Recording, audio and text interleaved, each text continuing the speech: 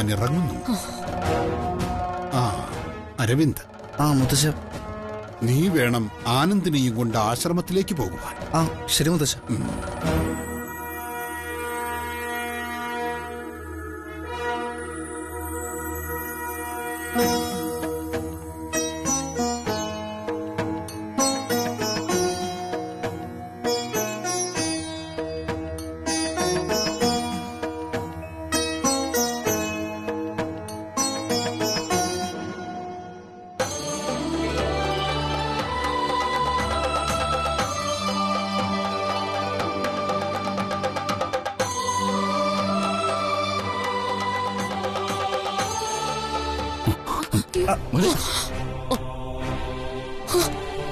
മോനെ,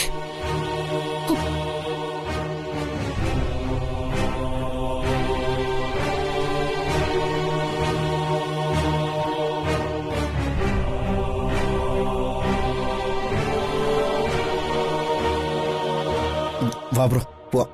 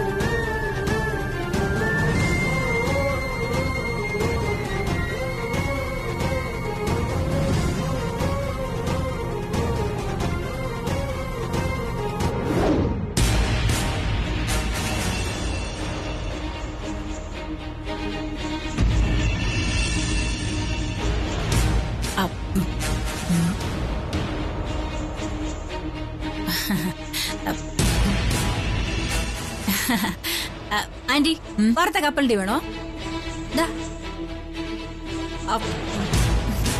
കാര്യം എന്തൊക്കെ പറഞ്ഞാലും ആ കല്യാണം ഉണ്ടായിരുന്നപ്പോഴേ വറവിലിനും കുറയ്ക്കലിനൊന്നും ഒരു കുറവുമില്ലായിരുന്നു. ഈ പാചകം ചെയ്യുന്ന ഇവളുമാരെ എല്ലാം പിരിച്ചു വിട്ടിട്ട് പുതിയ ആൾക്കാരെ എടുത്താലോ എന്ന് ആലോചിക്കാൻ ഞാൻ.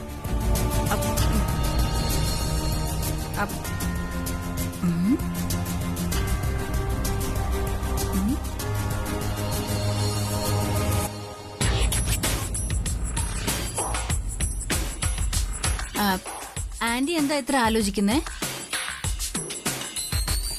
അഖിലയുടെ ഇളയച്ചൻ ഏതോ ഒരു സ്വാമികളെ ഇറക്കിയിരിക്കുക. ആനന്ദിന്റെ നഷ്ടപ്പെട്ടു പോയ കാഴ്ച വീണ്ടെടുത്തു കൊടുക്കാൻ.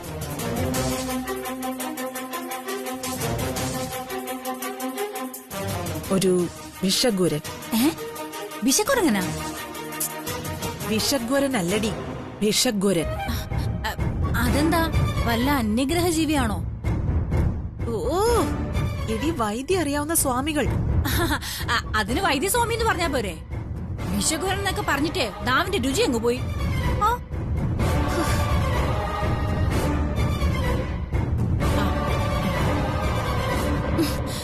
എന്റെ ആന്റി, താടിയും തലമുടിയും ജട പോലെ വളർത്തിയ കുറെ സന്യാസിമാര് വളഞ്ഞിരുന്ന് നടുക്കൊരടുപ്പും കൂട്ടി കുറെ വിറകും നെയ്യും തേങ്ങാപ്പൂളും ഒക്കെ അതിലേക്ക് വലിച്ചെറിഞ്ഞ് കടിച്ച പൊട്ടാത്ത കുറെ സംസ്കൃതവും പറഞ്ഞാലേ കണ്ണിന്റെ കാഴ്ചയൊന്നും തിരിച്ചു കിട്ടില്ല. ഇപ്പൊ ഉള്ള ചെവിയുടെ കേൾവി ശക്തി കൂടി അടിച്ചു പോവും. അതല്ലടി, പിന്നെ വെറുതെ വയറ്റിപ്പിഴപ്പിന് വേണ്ടി പൂജ ചെയ്യുന്ന പൂജാരിമാരെ പോലെ അല്ല ഇളയച്ചൻ.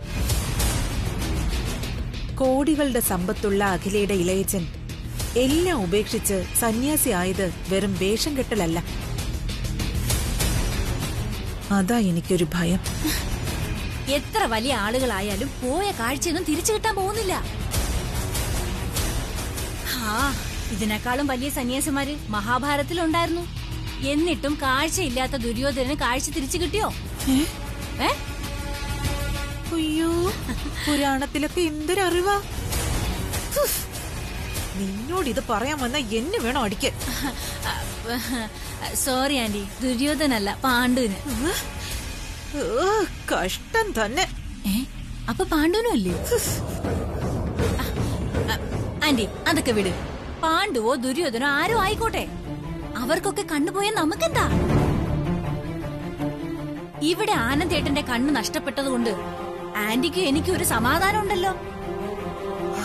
ആ സന്യാസി നഷ്ടപ്പെട്ട അവന്റെ കാഴ്ച തിരിച്ചു കൊടുക്കുമെന്നായി എന്റെ സംശയം. അങ്ങനെയൊന്നും ഒരിക്കലും സംഭവിക്കാൻ പോകുന്നില്ല ആന്റി. സംഭവിക്കരുത്. നാഗമടത്തെ പാമ്പ് കൊത്തുന്നതുവരെ അവൻ ഇരുട്ടറയിൽ തന്നെ ആയിരിക്കണം.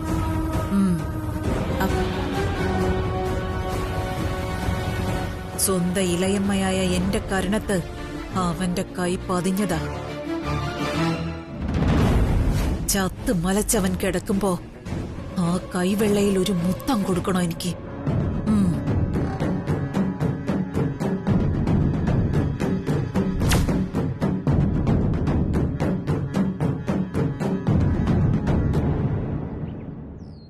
എന്തൊക്കെയാ നിങ്ങൾ ഈ പറയുന്നത്? ഗുരുജിയെ പോലെ അറിവുള്ള വലിയൊരു മനുഷ്യൻ അങ്ങനെ തീർത്തു പറയോ ഞാൻ ആ പൂജ ചെയ്യാൻ പാടില്ലെന്ന്? അല്ല നന്ദന, ആ ഭൂമി പൂജ ചെയ്യേണ്ടത് തൃച്ചംബരത്തെ മൂത്ത മരുമകളാ, കല്യാണി. അഖിലാന്റി അംഗീകരിച്ചാലും ഇല്ലെങ്കിലും കല്യാണി ആനന്ദിന്റെ ഭാര്യയല്ലേ, ഇവിടുത്തെ മരുമകളല്ലേ. ഓഹോ ബ്രോ, കല്യാണം കഴിച്ച നാട് മുതൽ നമ്മളിത് പറയണതാ. എന്നിട്ട് എന്തെങ്കിലും പ്രയോജനം ഉണ്ടോ? ഗുരുജി പറഞ്ഞതിനനുസരിച്ച് തൃച്ചംബരത്തെ ദോഷങ്ങൾ മാറണമെങ്കിൽ കല്യാണി പൂജ ചെയ്യണം. അഖിലാന്റിയുടെ വാശി അനുസരിച്ച് എന്നെ കൊണ്ട് പൂജ ചെയ്യിപ്പിച്ച ഗുണത്തിന് പകരം ദോഷമേ ഉണ്ടാവത്തുള്ളൂ. അതുകൊണ്ടാ ഞാൻ പറയുന്നത്, എന്നെ നിർബന്ധിക്കരുത് പ്ലീസ്.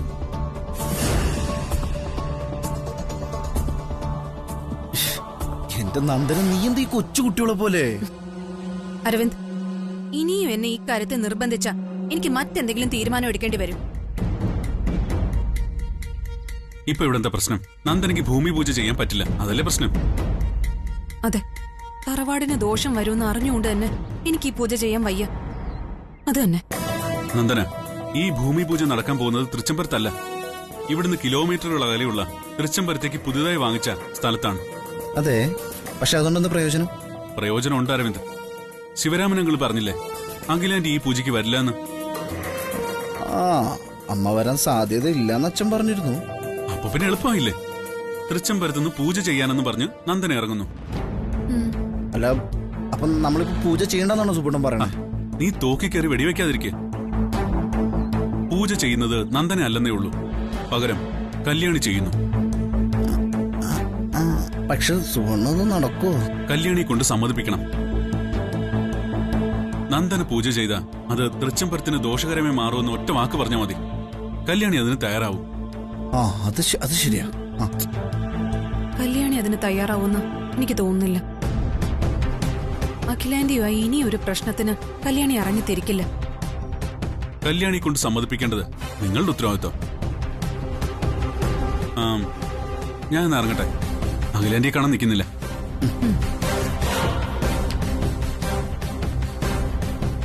പിന്നെ ഇതൊന്നും വിലാസിനി ആന്റി അറിയാതെ സൂക്ഷിച്ചോണം. അത് മനസ്സിലായി. ശരി.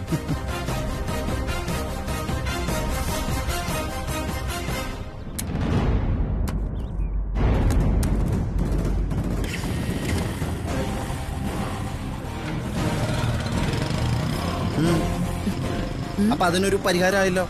ആ, ഇനി വാ.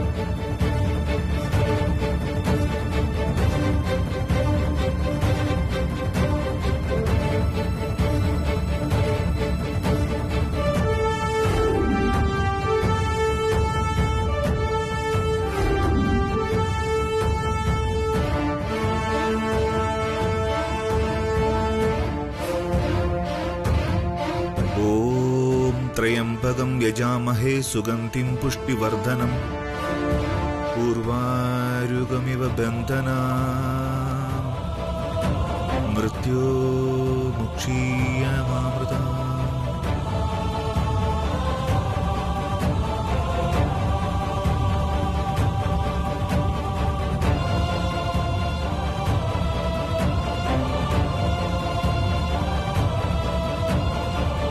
സ്വാമി, ചന്ദനാദിമർത്തി. ആ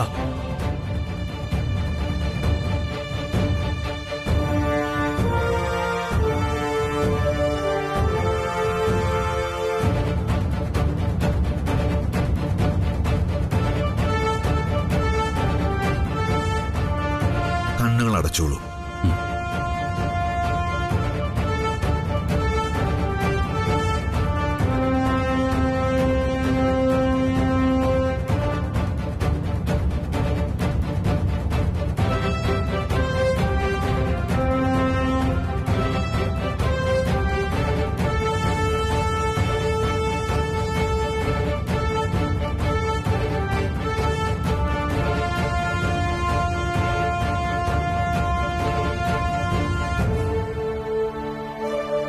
ഒരു തണുപ്പ് അനുഭവപ്പെടുന്നുണ്ടോ?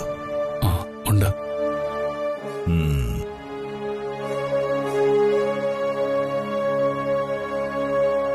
ഋഷികേശ സ്വാമികൾ എല്ലാം വിശദമായിട്ട് പറഞ്ഞിരുന്നു. എന്നാൽ ഇത്രയും ഞാൻ പ്രതീക്ഷിച്ചിരുന്നില്ല. സാരമില്ല, ഞാൻ ശ്രമിക്കാം.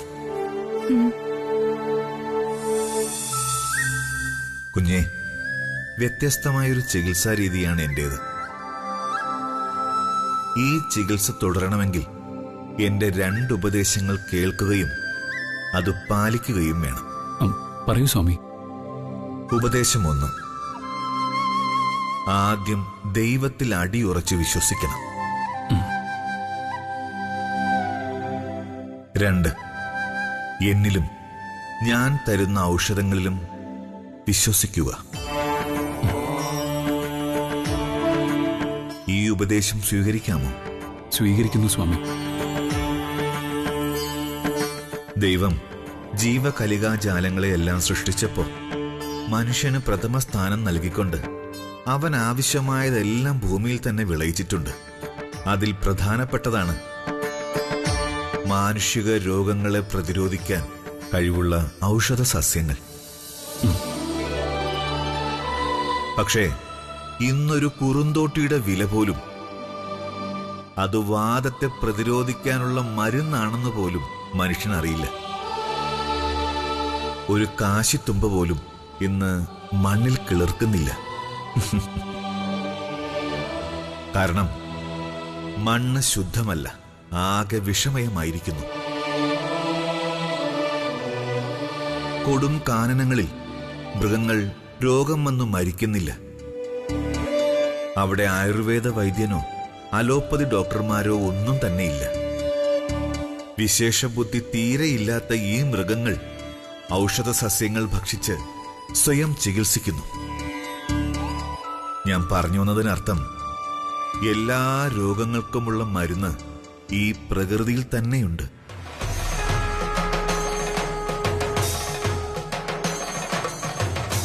മനസ്സിനെ ഏകാഗ്രമാക്കൂ.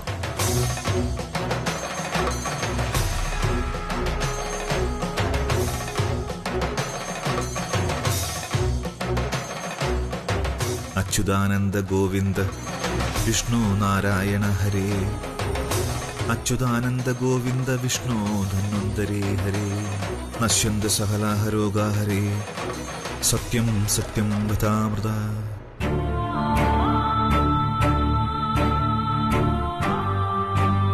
ഔഷധങ്ങൾ ഇവിടെ നിന്ന് തരും. അതിന് പഥ്യമുണ്ട്. അത് മുറ തെറ്റാതെ കഴിക്കണം.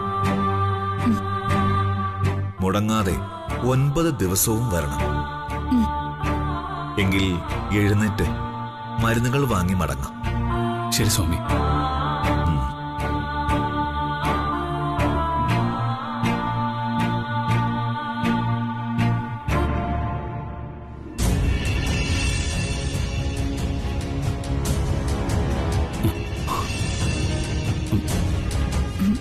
നിക്ക് വലിയ ഇതാ.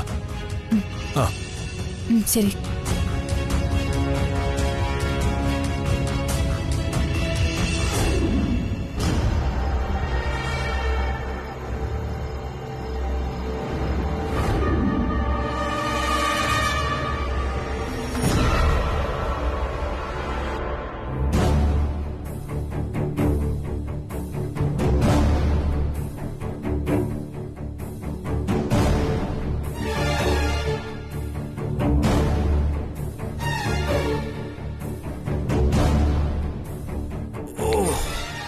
അങ്ങനെ ഇന്നത്തെ മെയിലെല്ലാം ചെക്ക് ചെയ്ത് കഴിഞ്ഞു. എന്റെ അമ്മ, ഹോ.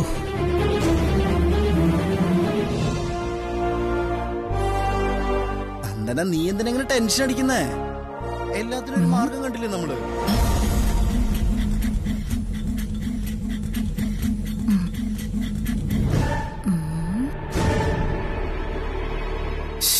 ഒരു കഷ്ടം.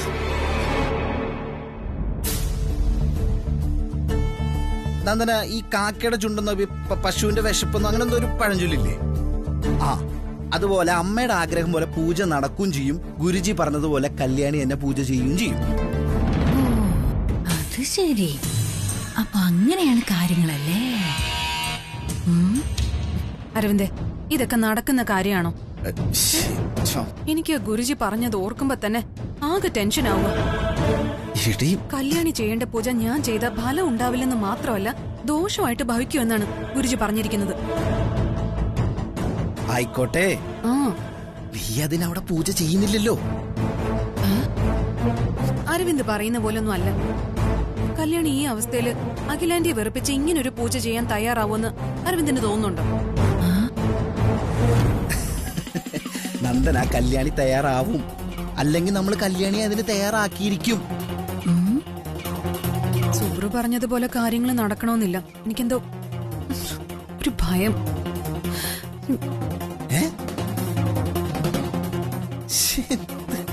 ഇവളുടെ ഒരു കാര്യം ഇങ്ങനെ ടെൻഷൻ അടിക്കണോ?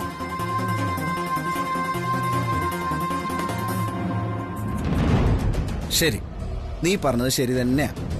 നമ്മൾ പറഞ്ഞ കല്യാണി സമ്മതിക്കില്ലായിരിക്കാം.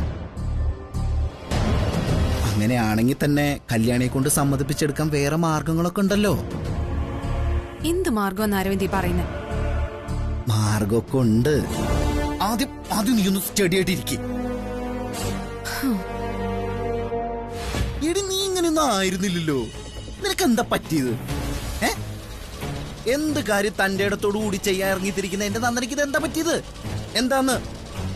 അല്ല, എന്നു മുതലാ നീ ഇങ്ങനെ ഒരു ഭീരുവായി തീർന്ന്? അത് ജീവിക്കാൻ കൊതി തോന്നി തുടങ്ങിയ നിമിഷം മുതൽ. ജീവിക്കാനുള്ള കൊതിയൊക്കെ ഞാൻ തീർത്തുതരാം. പൂജ നടത്തുന്നത് എങ്ങനെയെന്ന് എനിക്കൊന്ന് കാണണം. എന്റെ നന്ദന, നമ്മൾ വിചാരിച്ചൊക്കെ പോലെ തന്നെ കാര്യങ്ങൾ വരും. എടി, നീ ഇങ്ങോട്ട് നോക്ക്. നിനക്ക് എന്നെ വിശ്വാസമില്ലേ? അല്ലെങ്കിൽ എന്റെ ബ്രോ ഉണ്ടല്ലോ. നീ വെറുതെ ടെൻഷൻ അടിക്കാതിരിക്കേ. എല്ലാം ശരിയാവും. ശരിയാവിടോ. അതെ, നീ ഇങ്ങോട്ട് വന്ന വാ. എങ്ങോട്ടാ? ഇന്ന് നീ മഴയത്ത് എങ്ങോട്ടാ? വരാൻ പറഞ്ഞ വാ. നിന്റെ മൊബൈൽ നമ്പടി വാ.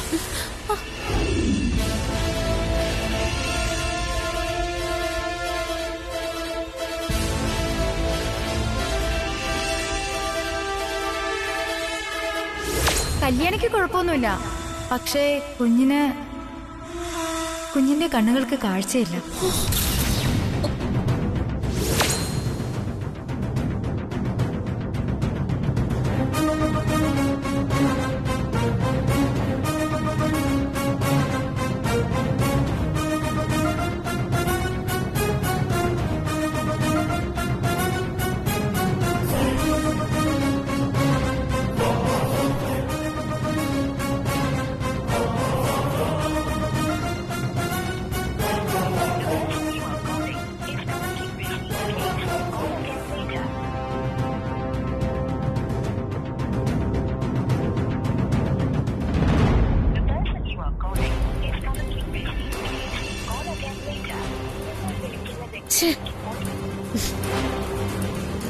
ആരെ അഖില വിളിക്കാൻ ശ്രമിക്കുന്നത്?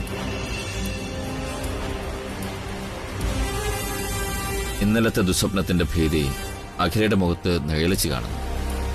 എന്തുപറ്റി അഖില നിനക്ക്? ബിസിനസ് ലോകം അയൺ ലേഡി എന്ന് വിശേഷിപ്പിക്കാറുള്ള എന്റെ അഖിലയ്ക്ക് ഇതെന്തു പറ്റി?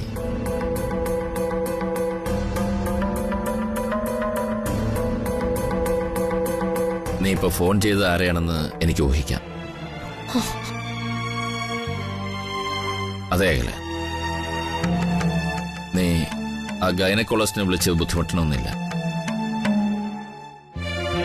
നീ ഭയക്കുന്ന പോലൊന്നും സംഭവിക്കില്ല. കാരണം അവൾ പ്രഗ്നന്റ് അല്ല.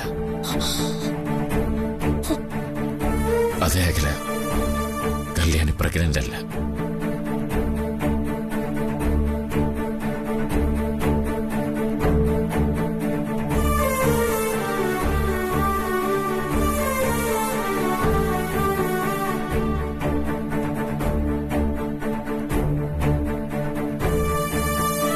നീ അംഗീകരിച്ചില്ലെങ്കിലും എന്റെ മകന്റെ ഭാര്യയാണ് കല്യാണി. ഒരു പേരക്കുട്ടിയെ ലാളിക്കാനുള്ള എന്റെ ആഗ്രഹവും പ്രാർത്ഥനയും ദൈവം കേട്ടില്ല. ഒരുപക്ഷെ നീ ഭയക്കുന്നത് പോലെ കാഴ്ചയില്ലാത്ത ഒരു അച്ഛന്റെ കുഞ്ഞായി പിറക്കണ്ട എന്ന ദൈവനിയോഗമാകാം. നഷ്ടം മറ്റാർക്കുമില്ല അഖില. ആയുസിന് പഞ്ഞം കൽപ്പിച്ചു തന്നിട്ടുള്ളത് ശിവരാമകൃഷ്ണന് മാത്രമാണ്. കൃഷ്ണേട്ടാ,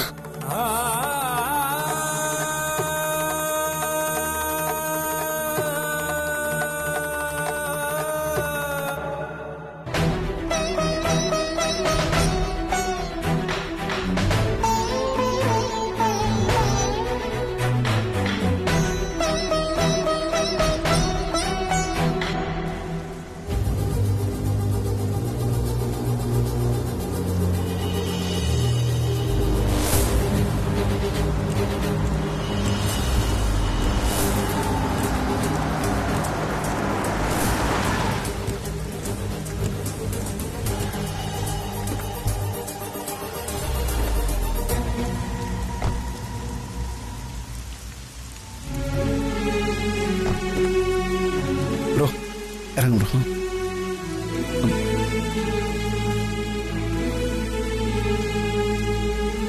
എന്താ രവിന്ദ്? ആ പറയാം പറയാം ബ്രോ.